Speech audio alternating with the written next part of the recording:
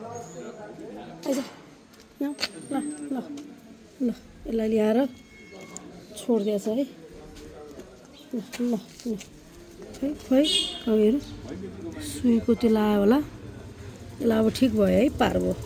खाना खाएन यसले साइड लाग खाना खाइस् तैँले हो बिरामी भएको थियो नि त पार्बो ए तपाईँको घर सुध लानु भएको थियो घर तपाईँको हो कस्तो घर थियो कार्टुन खै त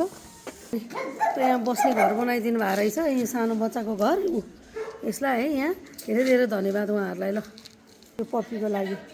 यस्तो घर बनाइदिनु भयो होइन सबैले यस्तै गर्दै हुन्थ्यो नि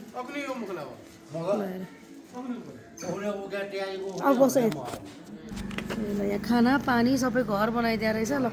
खानु भने हेर्न